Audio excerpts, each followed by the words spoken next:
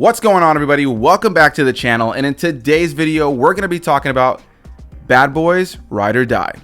Once again directed by Adil Arbi and Bilall Fallah, this film stars once again people like Will Smith, Martin Lawrence, Vanessa Hudgens, Alexander Ludwig, Paula Nunez, Jacob Scipio, and more. And I think it goes without saying, something that we can probably all agree on is that the title of the last film, Bad Boys for Life, is definitely the title of what this movie should have been. I can't believe they missed that opportunity to name the fourth film in the franchise Bad Boys for Life. But here we are talking about the fourth installment in the franchise, Ride or Die, and I went into this just hoping for a good time. I haven't covered the first two Bad Boys films here on the channel, but I did cover the last one, For Life, and I remember enjoying it for what it was. I haven't seen that movie since it came out, but going into this one, having seen a lot of the marketing for it, it seemed like a good, fun, over-the-top, bombastic time, which is exactly what I've come to expect from this franchise, and that's exactly what it was. I got to see this at an early press screening with my buddy Rashad of Rashad G Reviews. Definitely go over to his channel, where I'm assuming around the time that this video is coming out that he'll have his own review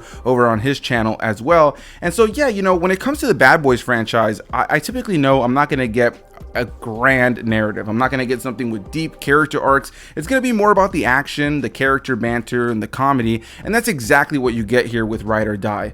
Will Smith and Martin Lawrence showcase that they have not missed a step when it comes to their chemistry and their humor. They kill it in all the action sequences here, but they also kill it in so many moments of humor, and the chemistry that the two actors have is just palpable. You can watch this film and really feel the friendship that they have on the set, not only as these characters, but just as two individual actors. Their history from all the way back to the 90s till now is so clear when you watch a movie like this, and they just really riff off of each other in such great ways. And so what I can start this off by saying that if you're going into this movie just for the action and the comedy and that banter, then you're gonna be pleased. I got to see this film not only in a press screening, but it was one that also included general audience members for people who got free tickets online, kind of like a first come first serve situation. And there was a lot of Bad Boys fans there wearing t-shirts of Bad Boys, and you can tell everybody was excited. There was an electric kind of feeling in the room. People were cheering, people were applauding, people were all over the place laughing throughout the entirety of the film.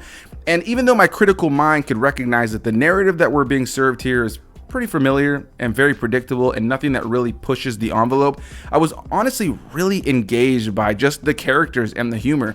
This is a perfect example of a film that I can recognize is generic in a lot of ways, but was entertaining in its action, in its characters, in its funny moments, in its banter. And it also not only had really cool, fun, choreographed action that's just cool to look at, but also a lot of satisfying action in terms of what's going on in the story. There were so many moments that had the audience applauding for our characters fighting off various enemies, not because you ever really felt like they were truly in danger, but mainly because a lot of the action is satisfying and some of those hits really hit. There were so many moments where you heard the audience oohing and awing, which was nice to see. As somebody who talks about movies, you oftentimes try to have that critical part of your mind, but you always want to take into account how an audience actually reacts to a film. So being able to kind of just be there with a general audience who isn't there to come home and film a review and do a critique of the film is always nice, to kind of just see how people can just have a good time with a movie that's just asking you to eat some popcorn and have some fun and kind of shut off that part of your mind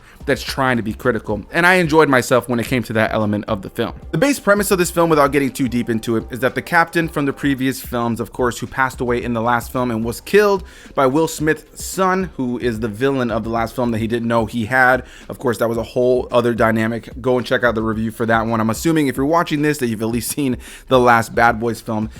Yeah, that captain who was murdered in the last film has now been framed for all kinds of money laundering and working with the cartel and doing all kinds of different crimes behind the scenes. And so now you have Mike and Marcus working together once again to try to figure out who it is that's taking their friend's name and running it through the mud. And of course, throughout the course of the film, they run into a slew of generic bad guys doing generic bad guy things and have to do a bunch of badass action in order to save the day. And that's the base gist without getting deep into the story narrative, because What I can genuinely say is that it's a pretty generic story. It's familiar, it's predictable. You've seen this kind of story before. When it comes down to the villain, I enjoy Eric Dane as an actor. I've seen him in many things. He plays the character of James McGrath, and he, in a lot of ways, is bad guy doing bad guy things for the reasons that bad guys tend to have. There isn't really a lot of layers to his character. In a lot of ways, I found the villain element of this film to be fairly generic and just very, what's the word I'm looking for? Convenient. This is a movie that had a lot of conveniences when it came down to our villains. Just one of those situations where every time our heroes went somewhere, the villain was there shortly after. The film gives you a reason for why that is, but ultimately I found it to be fairly lazy. And when it comes down to the overall structure of the screenplay and the narrative and the script, it was a fairly generic, very lazy story. However, this is a movie that's really propelled by its cast. This is a film that's propelled by small character moments. This is a film that's propelled by the chemistry of the cast together, the banter of these characters. And there were so many moments in this film where, despite my recognition of the very lackluster narrative, Martin Lawrence and Will Smith were just so funny in this film, and the supporting cast they have around them is great. There were some great moments between the two characters over the course of the film that ultimately felt like the legacy of the franchise was able to be paid off in a lot of small moments in this film. And I honestly don't have an abundance more to say on this film. It's not great story-wise, but it was fun. I had a good time with it. I think if you're looking forward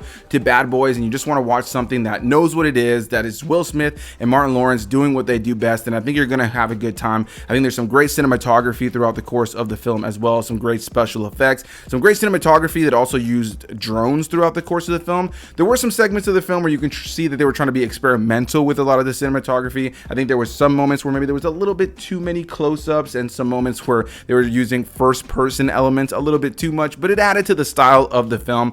The film is over the top and wonky at times. Martin Lawrence is also the funniest element of this film, but also at times I think the least funniest part of this film. There are moments where it feels like his humor is a little bit overdone, and then there's other moments where it feels like the humor is right, the perfect amount of over the top, you know. And I kind of feel similarly about the action. The Bad Boys movies have always been known for over the top action, big over the top bombastic moments of action, but there were a couple of moments that felt very Fast and the Furious-y, if you know what I mean. If you've seen the film, there's specifically a scene with a helicopter that felt a little Fast and the Furious-y. It didn't take me out of the film. I thought it was well shot and entertaining, but there was just a couple of moments of humor and dialogue and some of the action that felt maybe like they pushed it just a little bit too far.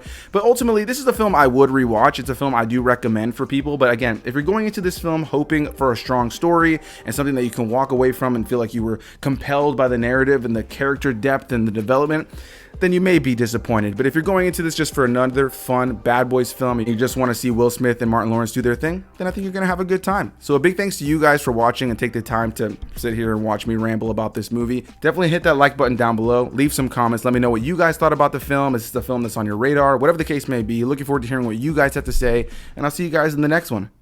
Bye-bye.